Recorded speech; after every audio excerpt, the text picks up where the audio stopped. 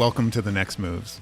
My name's Joe Diubaldo, and for the past 25 years, I've been helping people build careers and build amazing companies. And the truth I've learned is that we all get stuck at different times. And I want to help you get unstuck, plan your next move and the move after that. And I think the best way to do that is to look at the choices that some of our guests had in front of them and the moves that they made. Let's take a listen. Today, I have the pleasure of speaking with Shawn Wilson. He's a seasoned CFO, operating officer, real strategic thinker, and he's made significant impact across various industries, including renewable energy, construction, professional services, business process outsourcing, technology, and now another services organization. So when I look at Shawn, he's not only a skilled CFO, but he's a passionate advocate for entrepreneurs. And I've watched him do this within small organizations and massive organizations. Every time, what he's done is marked by a deep commitment to partnering with CEOs and leadership teams, as well as the investment teams that help drive this growth. Shawn's unique approach goes beyond traditional finance. He sees himself as a builder of great teams, which I care a lot about. And he has a strong focus on culture and strategic development of individuals against the goals of the organization. This journey he's been on has pivots where he's led major initiatives, implemented transformative strategies, taken organizations from nascent startups to massive institutions with big exits. And he's even stepped into the sales seat so that he could be more effective at framing information and sharing it with people. So join me as I explore Shawn's career path, his love for entrepreneurial companies, and the impactful decisions he's made along the way. Welcome, Shawn. Thanks, Joe. It's a pleasure to be here. So you and I go back, this is how many years in the making now? How long? 2006, 2007. That's my guess. Yeah. So this is almost 20 years in the making. Yep. We've worked together before on the same team, and I've worked with you both as a candidate and a client. Mm-hmm. And I know your background well, but can you just do a quick high-level summary on how you started and where you are now? Sure. Thanks, Joe. I am a CA. I guess we're known as CPAs now. Spent my first, I think, 6 months with a larger firm. Unfortunately, it was a time when they let go the majority of the new CA recruits. I joined a small CA firm at that time, and I didn't want to, quite frankly. I liked the large firm. I thought that was the type of firm that was going to take me where I wanted to go at that time. Joining the small firm, it was a firm that specialized in small clients that were pre-IPO. I started to really understand the mindset of an entrepreneur, where I picked up files every day and I worked on them, and it was a lot of fun. But I started to become involved in their business. I really wanted to make a change. It set a spark. It set a flame. I knew that once I had achieved my designation, I wanted to go into the entrepreneurial world. I was lucky enough, or maybe not so lucky, that exiting the CA designation after achieving it, I went into the internet space, and I went in as a controller.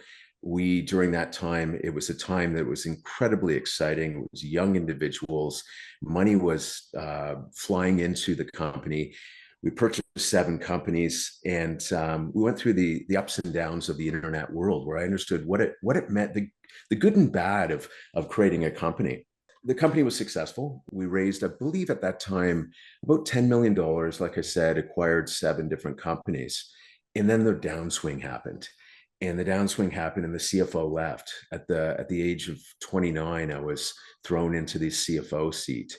And I learned more during that process than any other time, because the buck stopped with me. I was financial reporting. We did a reverse takeover on the NASDAQ. I'd never done that before. Cash flow management. Cash was hard. How to manage cash, how to talk to suppliers, how to work under pressure.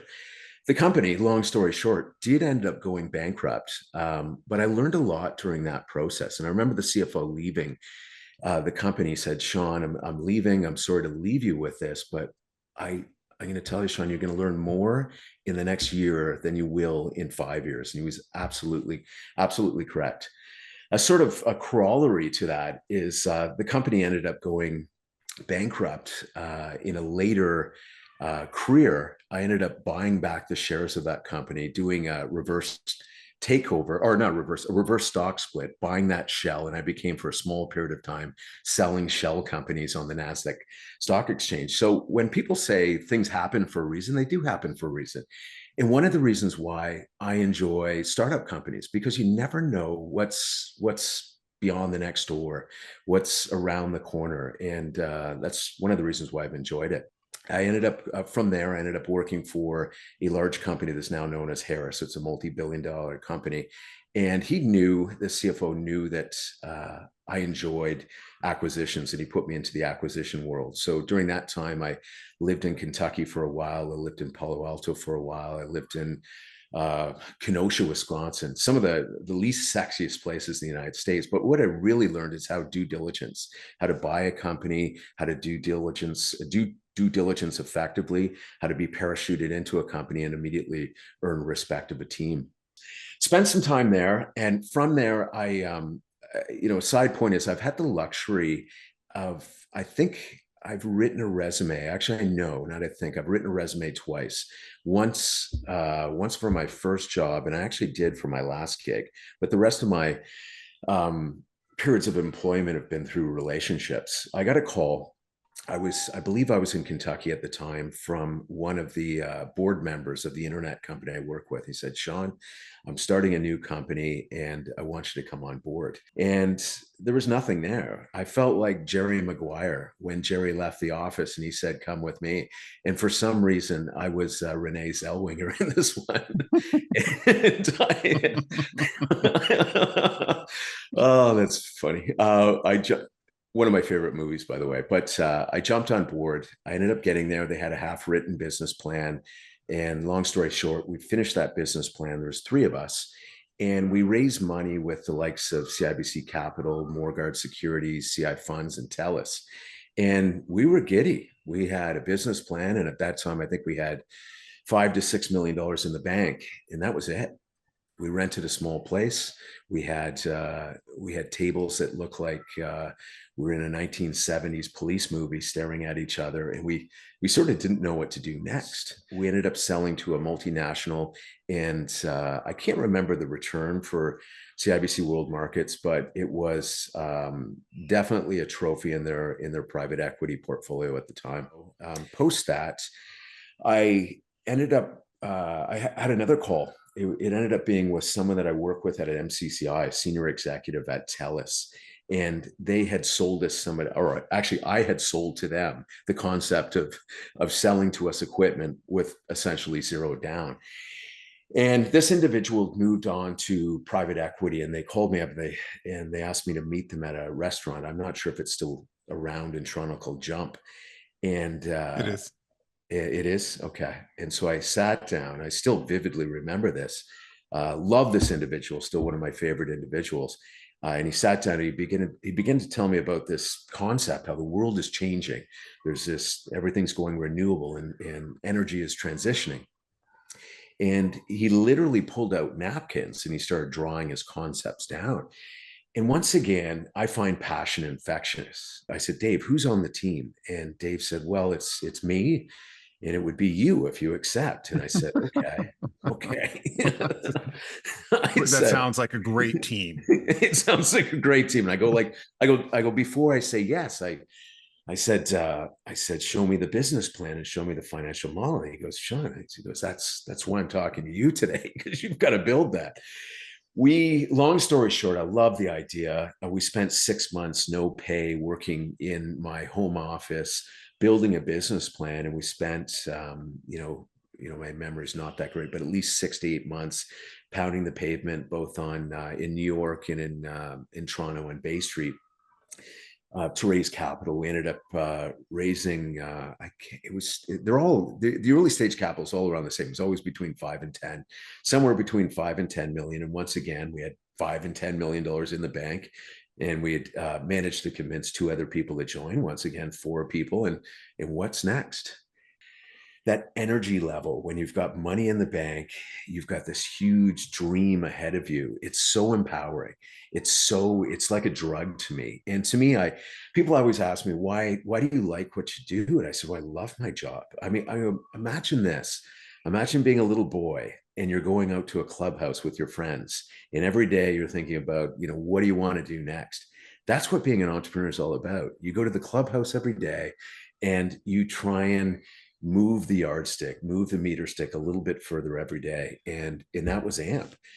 Long story short, AMP, 10 years forward, AMP raised 300, over almost $400 million USD with the Carlyle Group, arguably the largest private equity in the world.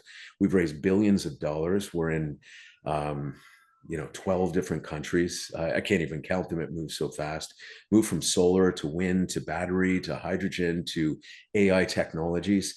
And it goes to show you just that small dream and that small lunch meeting at Jump in the right people at the right time in the right seats can create an amazing success story. Really interesting. You've Mm-hmm. talked about first the idea of looking at an individual who's passionate about what they do. And I know, having known you, I understand that you are intense, charismatic, um, but I also know that you're fairly clinical when you're Mm-hmm. evaluating things and you seek sources of information beyond what's at the surface, like I think any good CFO would. So I'm wondering that decision tree when you're getting pitched all these different ideas, but you're evaluating, hey, what's my next move?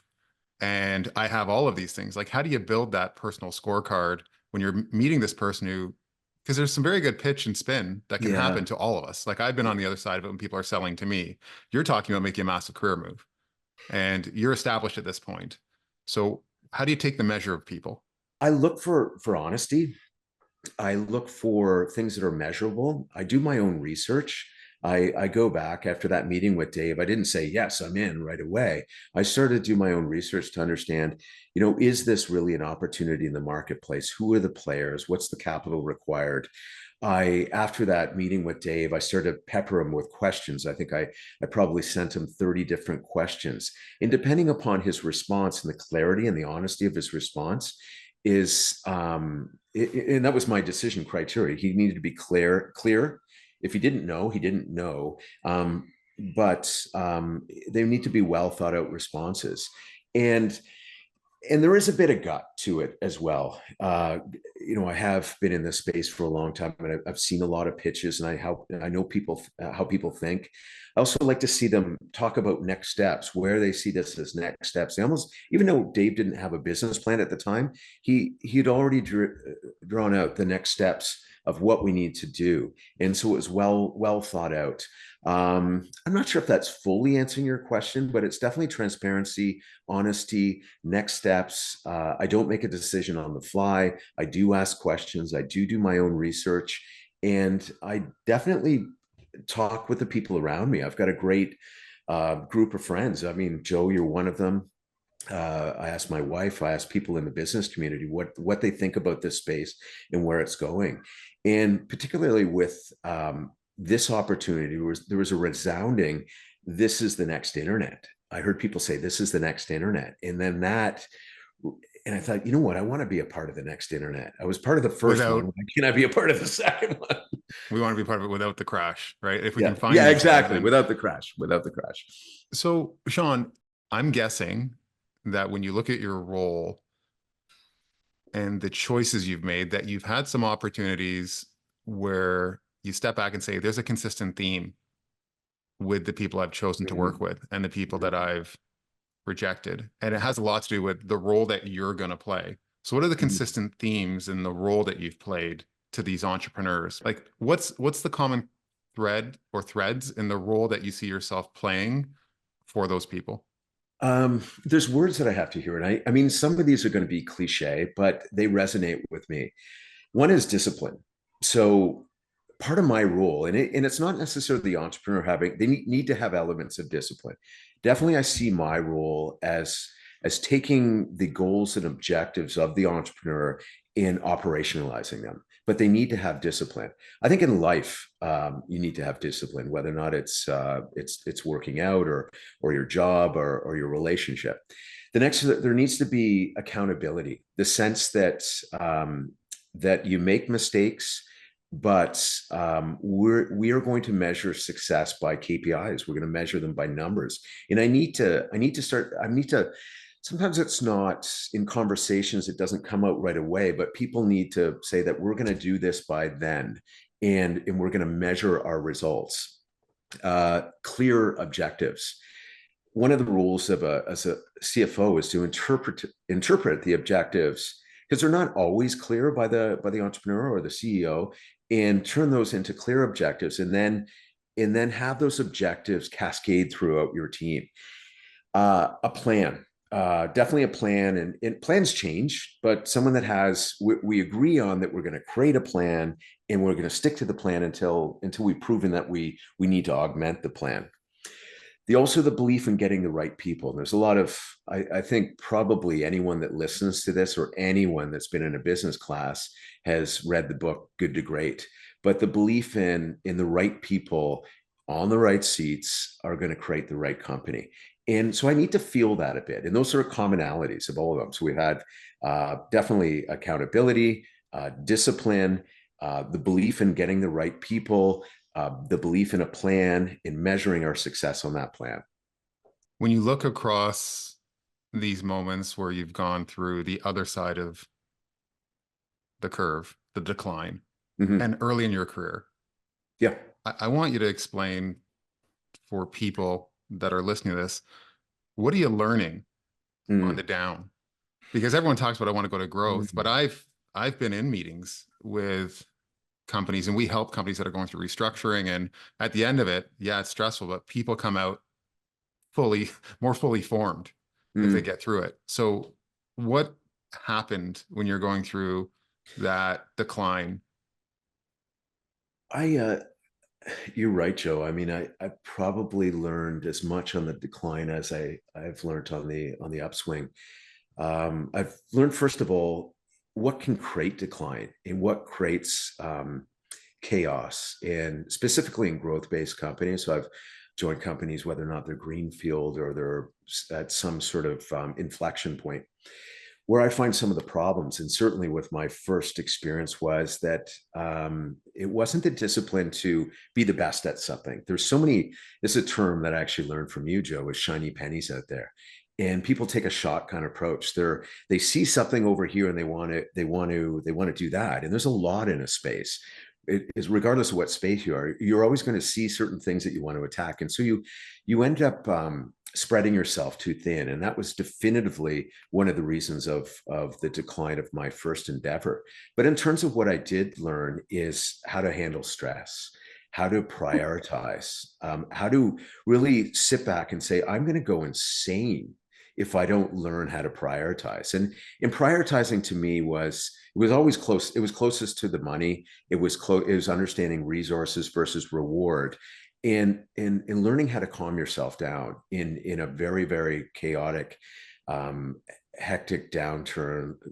Just, having a moment of silence, stepping back from it, prioritizing what you need to do, and understanding clearly what that objective is. And also in turning into bite size, what I've learned, because sometimes we get very anxious, we're not able to move because there's so many things on our plate. And one of the techniques that I've learned, I don't know if I've learned it for someone else or myself, is I've always been someone that on a Sunday, I'll write down my goals for the week. And then I'll write them my goals for the next day. And sometimes I found that when I was so anxious or not able, my wheels were turning, I would take a look at that goal, my next thing I was going to do, and I'd write down, sometimes it would be so simple. I'm going to pick up my pen, I'm going to open up a file, and I'm going to save the file with a file name. And just in getting it moving forward in that chaotic experience, it sometimes takes micro steps. And then once you almost get a mojo going, and then once you get that rhythm going, you can start to achieve some of your other objectives. So, in sort of paraphrasing that, what have I learned? How to manage myself within a chaotic environment, how to prioritize, understanding understanding the reasons for some of the downfalls, and some of the reasons are the lack of discipline, and constantly looking at shiny pennies and forgetting that our goal is to be the best at something, and not taking more of a rifle approach as opposed to a shotgun approach. Okay. I think there's, I think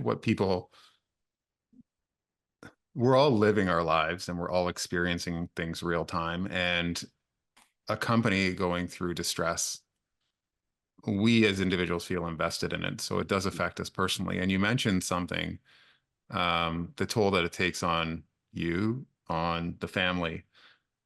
When did you come to realize that what happens in the workplace has a dramatic impact if you're not controlling properly your own behavior? Um, How old were you?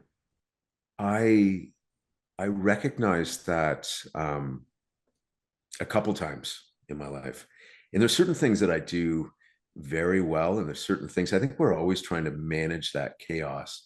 And I'm lucky enough to have a fantastic family and fantastic wife, but there's a couple times in my life where early on, when I was in the M&A world, multiple relationships, failed relationships. Another time in my life was actually just within the last 3 years where we were um, we were growing at an exponential rate.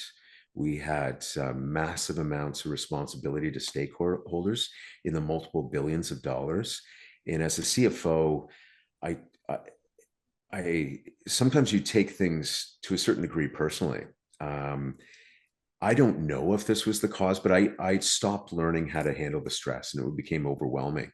And I did, and I believe in this. I think stress causes disease, and 3 years ago I contracted cancer. I'm fine now, but I think a part of it was my inability to handle stress. I've lost a little bit of my way in terms of what I discussed earlier, just writing down those goals and doing step by step, stepping away, and I became so um, invested in what the company needed to achieve that I lost that. But I did step back, and I went back to what I learned before. And a couple of things that I've done is I actually enrolled in a course about transcendental meditation, and you're meditating twice a day for 20 minutes. It was a game changer. And when I talked about what I learned before I stepped away, I was doing my own type of meditation, not in a formal manner. But now I continue to meditate 20 minutes a day, twice a day, in the morning and the afternoon. And it allowed me to release that stress that comes with a job. And I think so many of us bring those stresses home, and they affect our relationships by employing both meditation and in revisiting physical fitness. It allowed me to wash myself of those stresses so that it didn't carry home with me. And it's been a game changer. I knew it before, but I forgot it. And I revisited those techniques, and it's been a game changer. There's the inputs that we need to maintain that allow us to tackle these things. And if we forget about those inputs that give us energy and make us feel good and take care of our health, um, we can suffer on the other side Mm, unexpectedly. And what you're describing reminds me, you said something so well. You said, I knew it before and I forgot it. mhm, And one of the people I've had in my life previously, he's not my coach anymore, but he was my coach. He said the same thing. And he's an individual that coaches people to take care of this because he stepped back into an operating role. And he had made his list of all the things he's going to do as he grows this company to make sure that he stays in the place where he's collecting the inputs that give him the energy. And he's going to work out. He was going to do these things for his diet. He was going to make sure he got his sleep. And they all went out the window as he got caught up in the growth.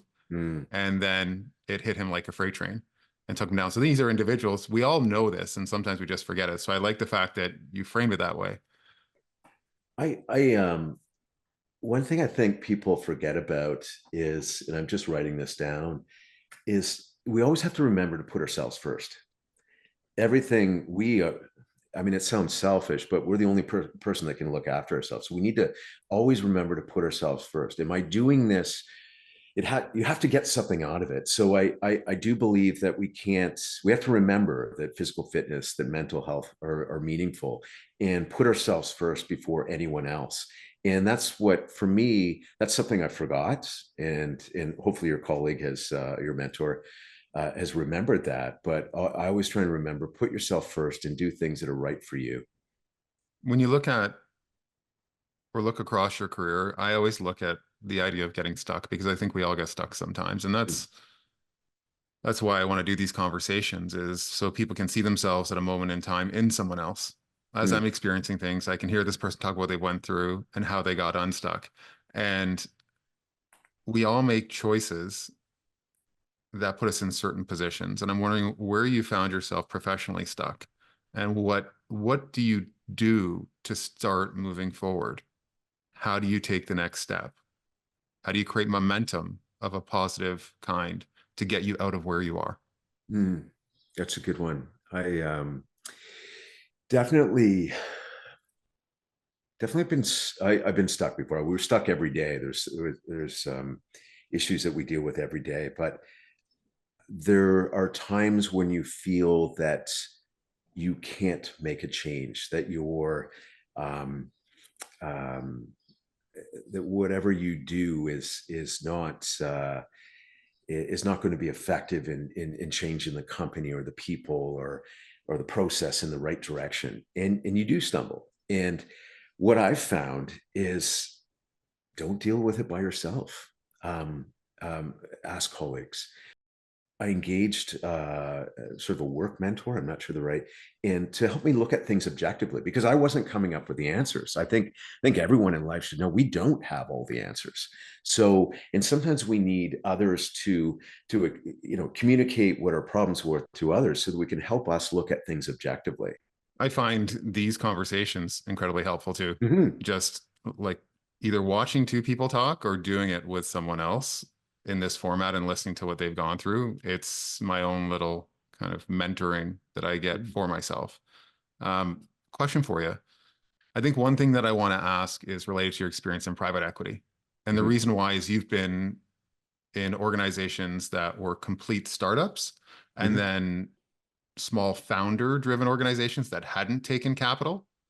And then you moved into these private equity driven organizations. So everyone knows there's something completely different that happens to someone inside of private equity when they're in the role of the CFO.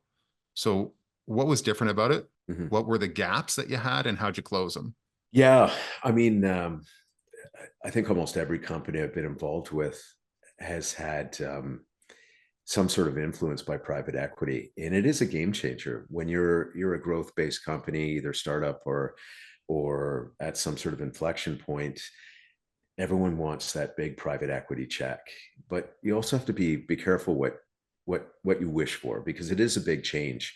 Prior to private equity, where I would use the term cowboys a lot. You feel fairly free. You feel you're not you're accountable, but not completely accountable. You're able to move it very fluidly in one direction to the next direction. As the CEO or the founder or some of the operational team, this is a beautiful environment to play within. As a CFO, we tend to be very programmatic. We like the accountability and governance. So from my perspective, it's almost welcomed. It's welcome to a certain way because private equity immediately says, we invested in you for the valuation, and all private equity has a timeline. It's usually 5 to 7 years, and we want our objective is to get out in 5 to 7 years. So immediately they're looking for that governance, that accountability, that regular reporting. So I welcome that. It's hard because a lot of times your systems are not prepared. You don't have the processes, you don't have the systems, you don't have the right people, but deep down that it's the right thing to do because everything should be measured. You need to be accountable, and the way to be accountable is through measurement. So from a CFO perspective, I welcome it, but it is also very, very um, high hill to climb because you don't have the resources yet. On the CEO side, the operating side, the entrepreneurial side, it's usually pushed away. Oh, you're not allowing us to breathe. You want this reporting. We can't meet every month. We can't meet every quarter. You want us to tell us about the same thing. There's a lot of shell games that you're not allowed to play anymore. So from my perspective, it private equity puts a little bit of taming on that entrepreneurial spirit, but I think it could be a really good thing because it makes us more accountable. It's interesting when you talk about it because often VC, obviously they're investing and you're keeping at early stages majority control. But as you step into the growth round and private equity round, Mhm. you're playing a very different game where you often do lose control.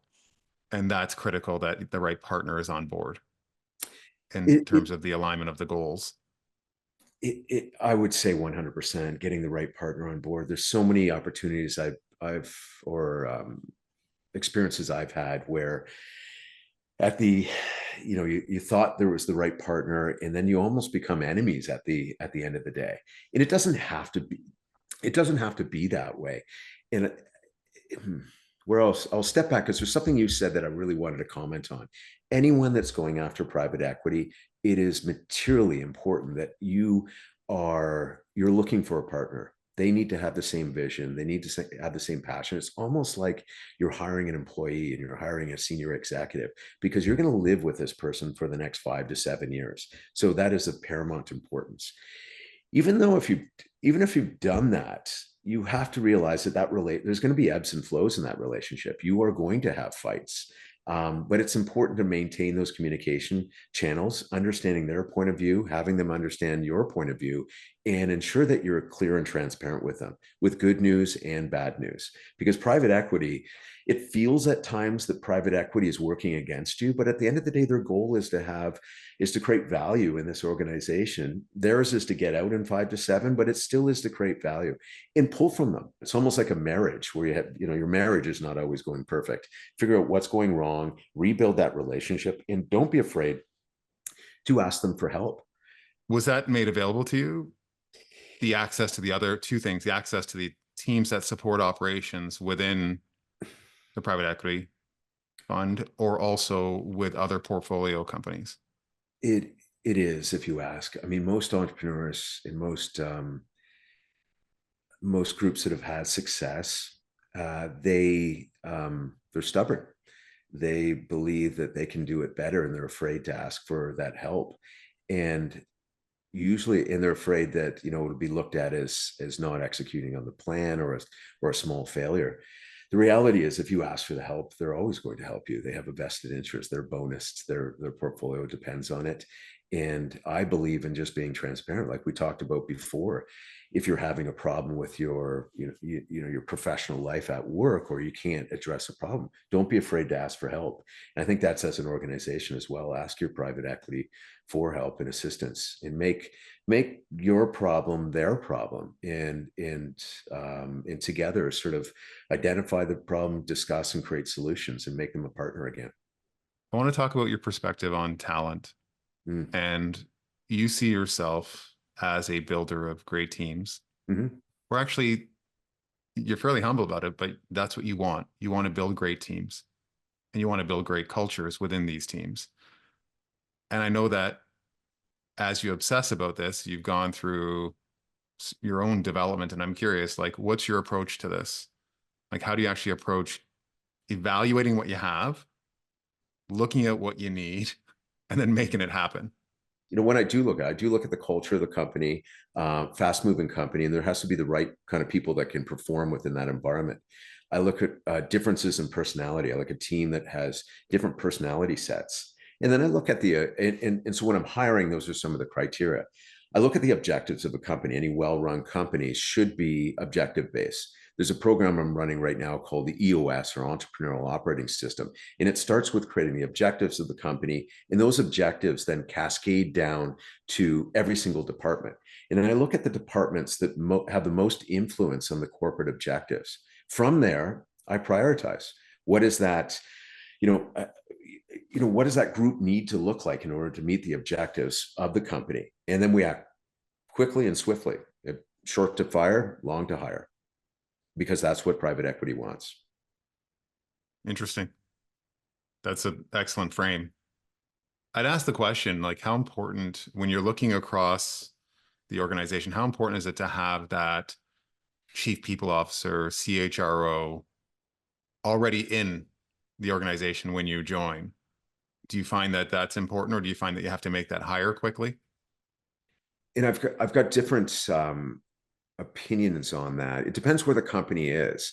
I mean, having a senior HR professional in an organization in the early days of an organization is sort of self-indulgent to a certain. Sometimes you can't afford them, and that's when we heavily rely on the hiring managers, on the talent agencies.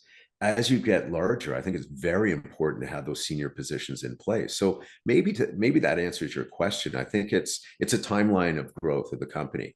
I think in the early days, there's not a lot of budget. You need to make critical hires. and I may be right, I may be wrong, but sometimes HR gets overlooked.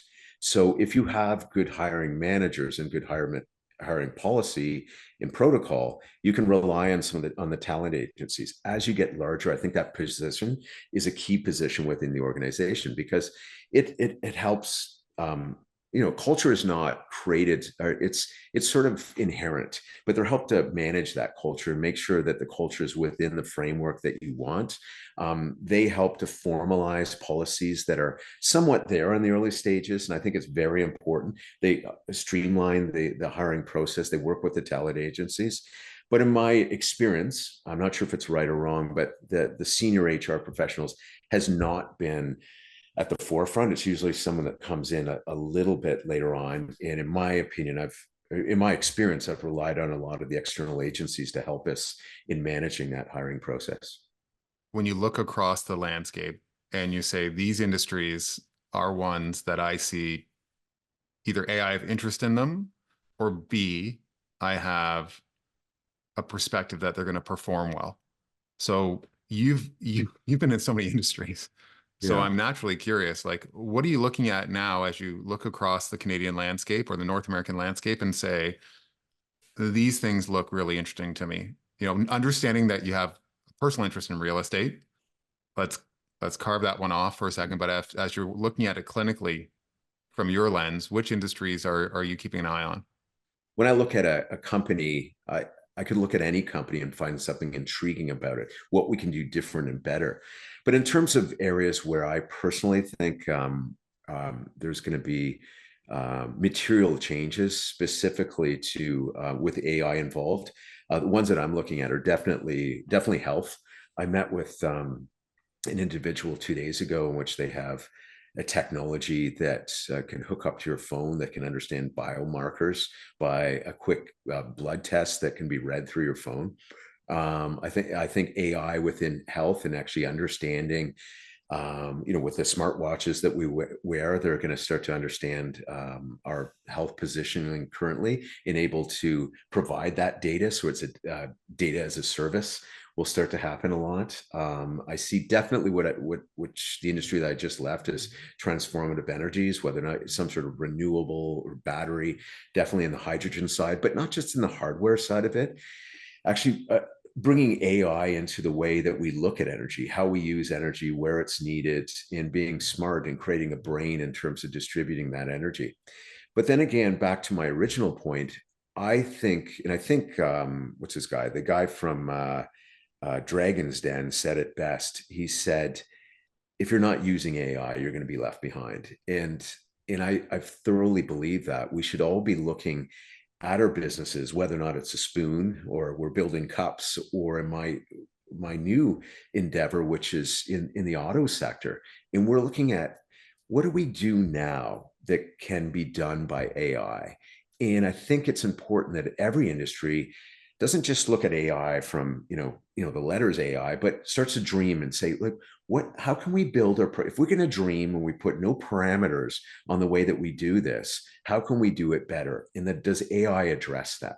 And if companies are not doing that in thinking about every single process and understanding where AI, whether or not it's ready yet, or will be ready in monitoring it and understanding when's the best time to inject it, they will fall behind. You've obviously raised capital. You've bought and sold organizations. Your last one, you raised hundreds of millions of dollars, Mm-hmm. developed assets, I don't know if it was in the billions, if not close. Mm-hmm.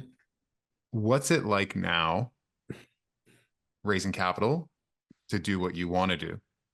Because we've gone through abundance, we've gone through constraint. Are we still in the constrained space, or is it a set of easier conversations than it would have been 12, 18 months ago? My opinion is, and people ask me this all the time, is it the right time to raise money? Is it scary? There's something always happening. Either the equity markets are down, we're in a recession, interest rates are up. Good ideas always get money. They always do. And I think my personal opinion is that you can raise money in almost any environment if you have a good idea and you have front and foremost the right leadership team. So I'll put that right out there. How have things changed now? Absolutely, they have. I mean, the biggest changes now is with debt rates, interest rates, the way they are. A lot of capital opportunities that are specifically ones that are leveraged. They're not getting the same IRR because interest rates have almost doubled of what they were in the past. So very much, and so what that does to a business model, it changes the return profile of a business model specifically to those companies that are capital intensive, meaning less return to equity at the end. So anything that's capital intensive right now that's dependent upon leverage, it will be there will be a marked increase in difficulty raising those funds because equity will see that, and in the business will see that themselves. On pure equity plays, I do think, like I said before, I think there's a good idea with good leadership. There's never a bad time to raise equity. Do I think interest rates will go down? Yes, they will. And like anything, good companies with good leaderships and good ideas will find ways to work around high interest rates. They will. What are the answers to that? I don't have them all now. It could be a different capital stack. It could be short-term debt that looks for a decrease in long-term lending in which they've mitigated some of the short-term high interest rates. But good ideas, people will always see a way to see around that. I want to ask you a question. You've gone through a recent health scare. Mm-hmm. And that's obviously one of these moments in time that it can change and reframe your perspective on many things. Mm-hmm. And without saying, let's delve into that, what I'm curious about is, have you had more than one of those moments in time where everything has been reframed for you? And what are they? Definitely. I mean, moments that come to mind right now without definitely having children. Children was a big changer. Having cancer was a big changer. There was a time when, I was part of a company in which we hadn't been paid, and I think every partner's line of credit was was completely on the line, where I had to look at, what if this does fail, and how to deal with that mentally. So I have had those, definitely had those moments. How have they changed me? They've changed me in terms of the way I think, because if I concentrate on, take the having children thing off to the side because it's a little bit different. If I concentrate on the negatives, I'll go down that path, and it's more understanding what I do have as opposed to what's the worst thing that can happen, and also looking at it, if it's the worst thing that can happen, I still got all this. And it's that sort of framing that's allowed me to go into riskier ventures where I don't concentrate on the negative. I say, okay, what's the worst case scenario? And it's not so bad. And then it allows me to focus on how we're going to get out of it. Specific to cancer, how it changed me. I mean, no one likes to hear that. You hear you have cancer in an office and you're in shock. I remember it was like Charlie Brown. I had to call the doctor back in the afternoon. I go, sorry, I wasn't even listening. What did you tell me? And then because I've had these experiences in startups and had so many ups and downs, and you have to sort of recalibrate, lift yourself off the ground. It somewhat made me prepared for having cancer, because I said, okay, I got this. And immediately I started to create a plan. I said, okay, here's what we're going to do. We got chemo, we got radiation. Here's what I'm going to do daily. And here's the positive things. I get to read more. I'm going to learn Spanish, play guitar when I'm not doing that. What are the positive things? And I'm going to get out of this. And I started to envision myself after cancer. How do what am I going to look like after cancer? What am I going to do instead of just concentrating on this?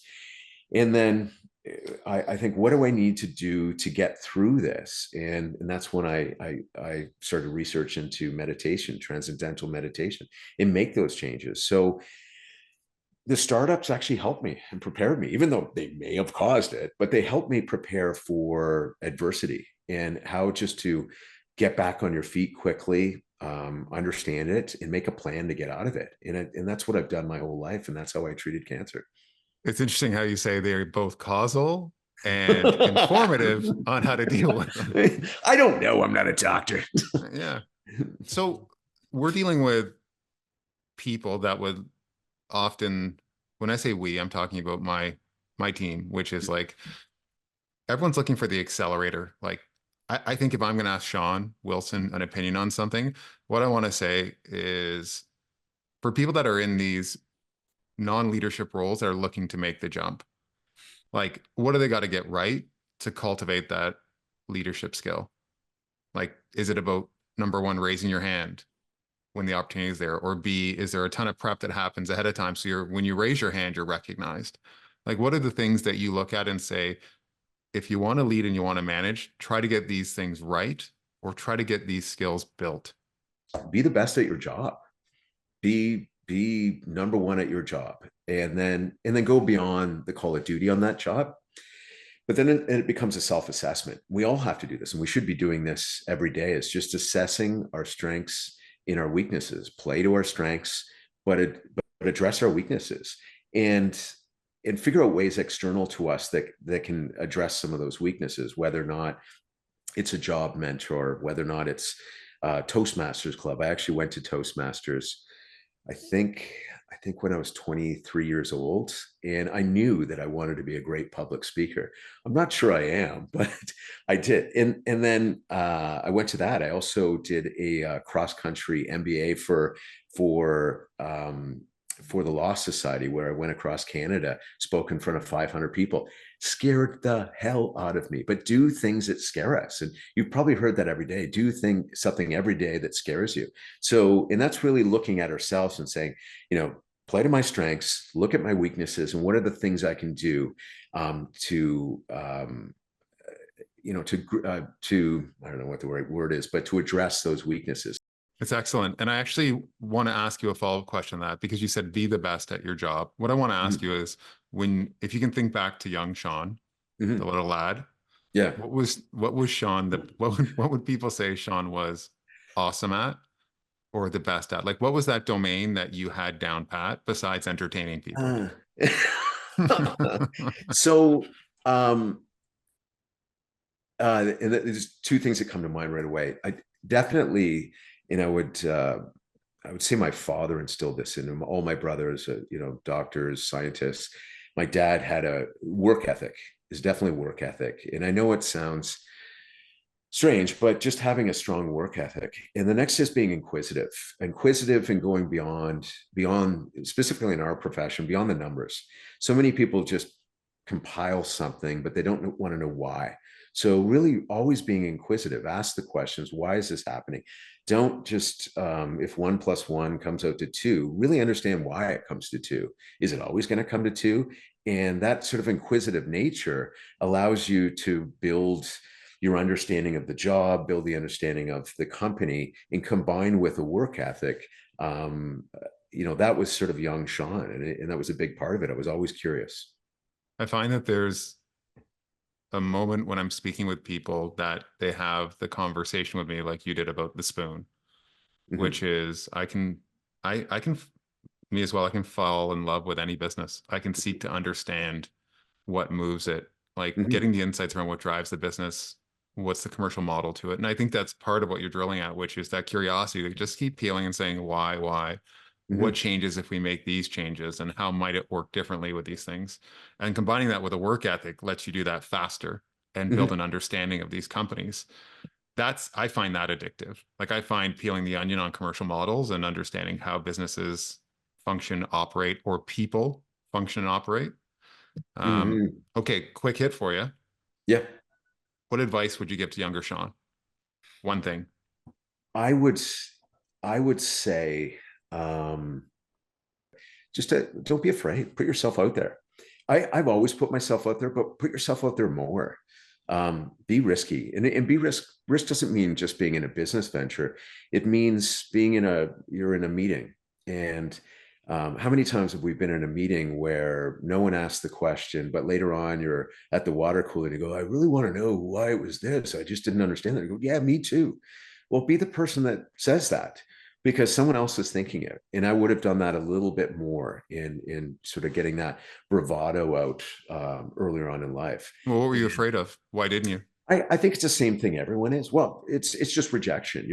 Am I going to be the only person? Now I've learned that over time, but it took me a little while to learn that. And I tell my staff that all the time. I say, there's a couple of things I always tell them is one is I want to hear your voice. Everyone's got a brain and I want to hear your voice. I don't care what it is.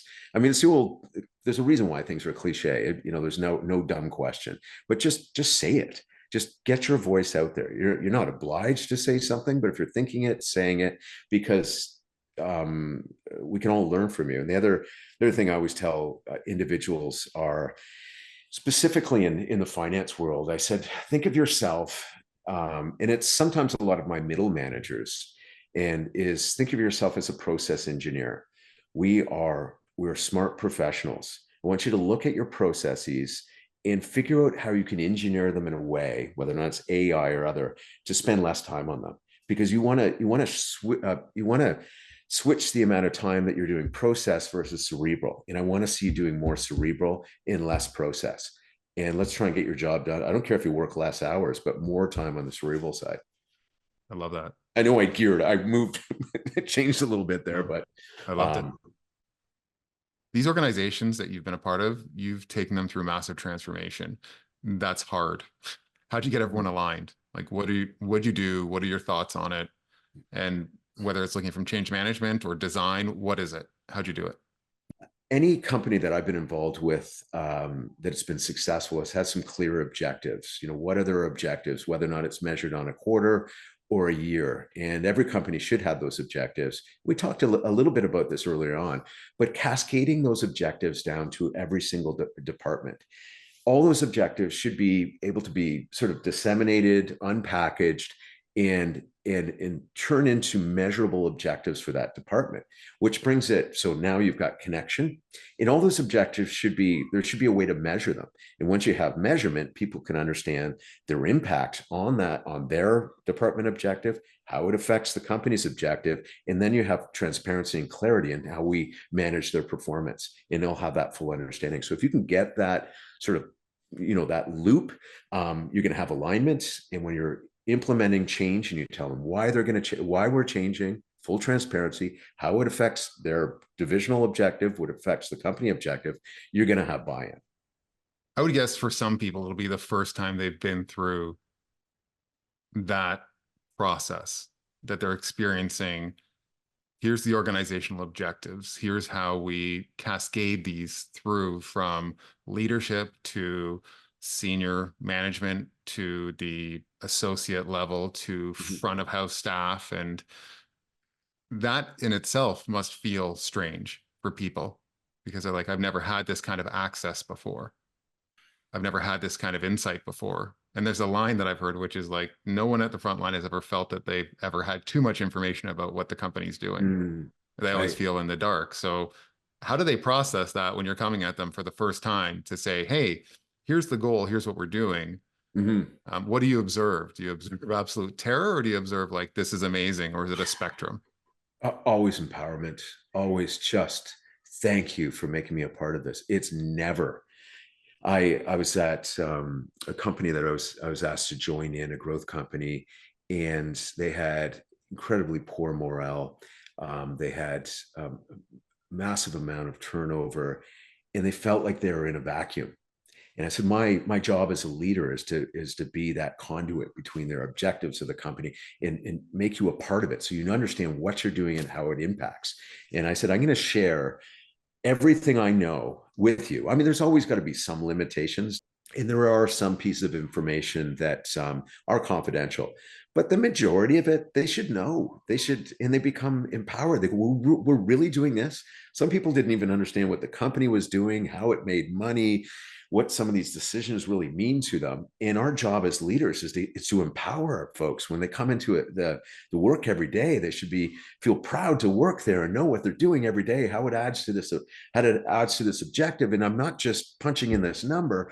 This number means this to this. And that empowerment starts to create a culture. It starts to create an energy. And I've never, every time that I'm transparent, and create those clear lines between company objective, department objective, and personal objectives within the role, it's met with incredible enthusiasm. I agree. I think that getting understanding on why we do what we do in our role and how it drives an outcome for the company makes us all feel better. And like, how do you create this effective communication, not just during times of massive change, but if you're doing it before the massive change hits, people are just ready to hear and they're ready to listen because it's not brand new to them. And I think we Yeah. just forget to. So you had said a little earlier that you've only prepped a resume twice in your life Hmm. for two different jobs, and that the relationships that you've had have pulled you along. Can you Hmm.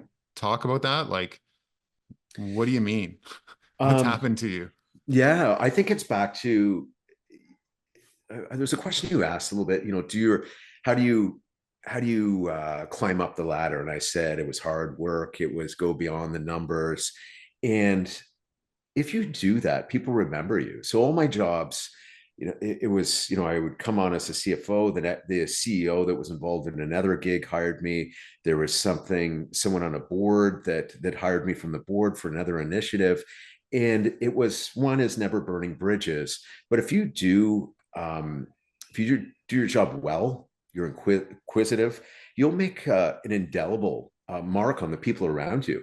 In all these individuals that ended up hiring me, they weren't the ones that I thought. I thought the CFO, well, actually, the CFO did hire me on that one. But there were calls that came out of the blue. Hey, Shawn, loved what you did here. You did your job well. You're inquisitive, you're passionate.